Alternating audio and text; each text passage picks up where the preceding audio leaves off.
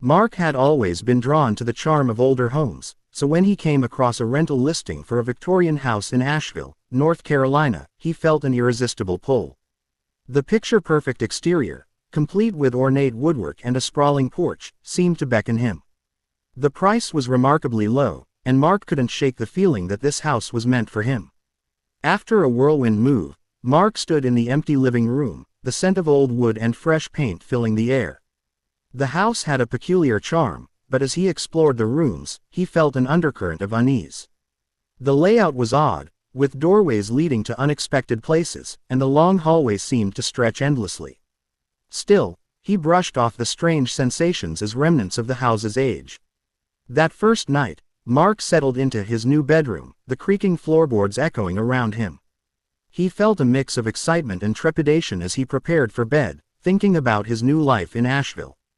As he drifted off to sleep, he couldn't shake the feeling that the house was alive with stories waiting to be told. When he awoke the next morning, Mark felt refreshed, but as he stepped into the hallway, he noticed something peculiar. The layout of the rooms had shifted overnight. The bathroom was now at the end of the hall instead of across from his bedroom. He shrugged it off, chalking it up to his groggy state. After all, old houses had a knack for playing tricks on the mind.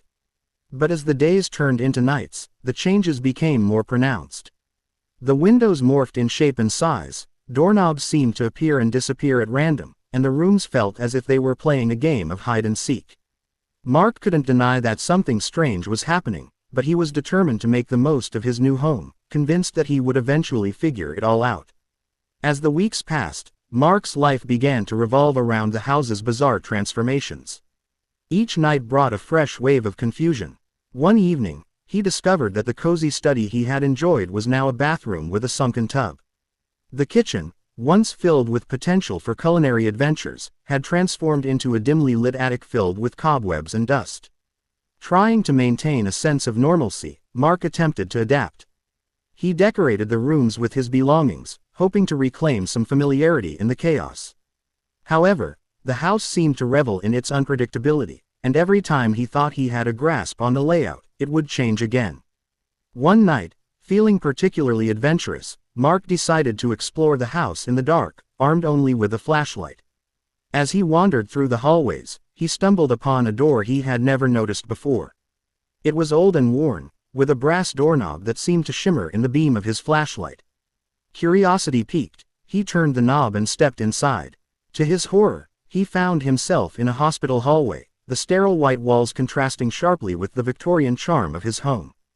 The air was filled with the sounds of distant screams and frantic voices. Panic surged through him as he realized he had entered a place of despair. He turned to flee, desperate to return to his sanctuary.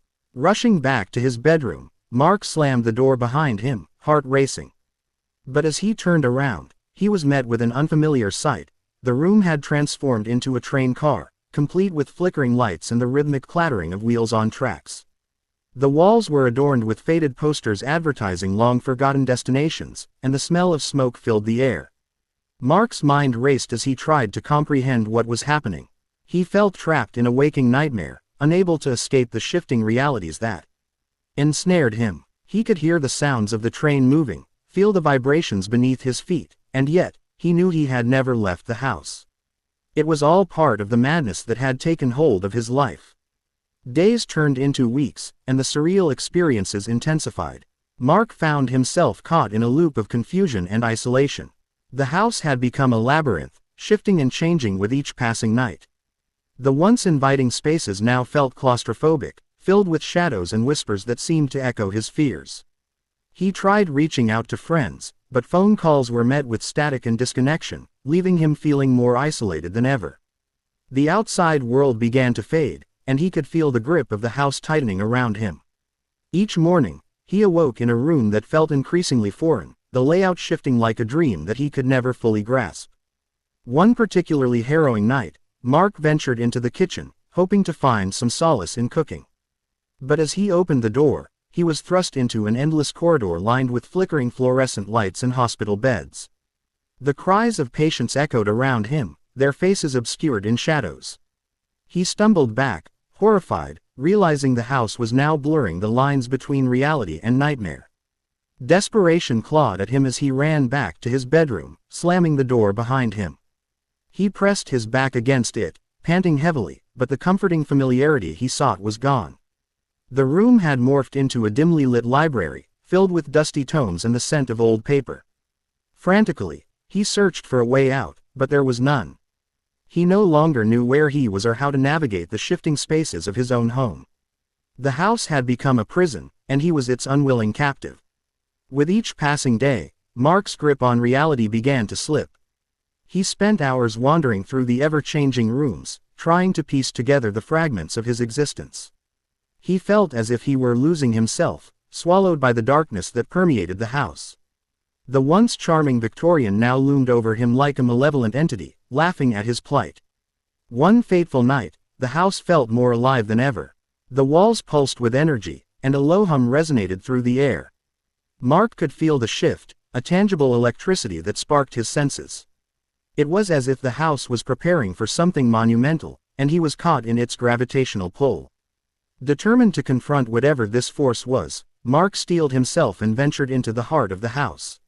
He followed the sounds of whispers and laughter, drawing him deeper into the bowels of the structure.